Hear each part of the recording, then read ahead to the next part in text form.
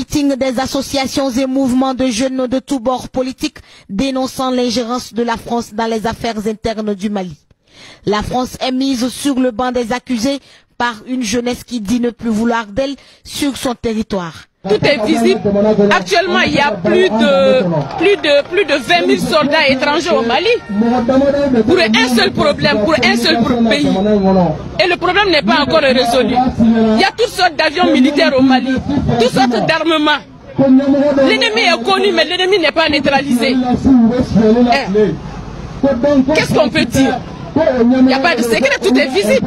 Nous demandons seulement à la France de plier ses bagages et de rentrer. Nos soldats maliens ont la solution, la population malienne a la solution. L'acte 1 a été posé l'autre jour par une conférence de presse. L'acte 2, c'est le meeting. L'acte 3, ça ne serait pas une surprise.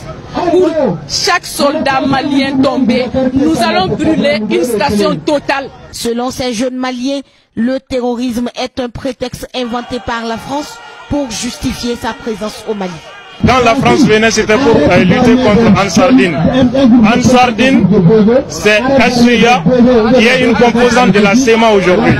Al-Gabas Aguintala est leader de Ansardine avec ses troupes qui composent la SEMA.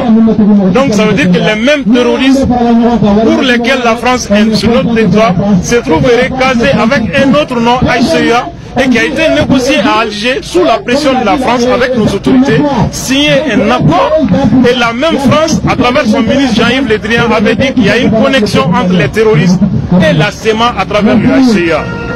Donc vous voyez que c'est la France qui prend les terroristes, il leur attribue un autre nom, une autre Europe, pour aller négocier avec nos autorités et signer un accord qui ne peut pas être appliqué. Donc ça c'est un jeu que l'opinion nationale et internationale doit comprendre et nous devons dénoncer pour que même le peuple français comprenne ce que son gouvernement est en train de faire. Ce n'est pas la première fois que ces associations et mouvements de jeunes manifestent contre la présence française au Mali. Ils disent continuer leur lutte jusqu'au retrait total de la France du Mali.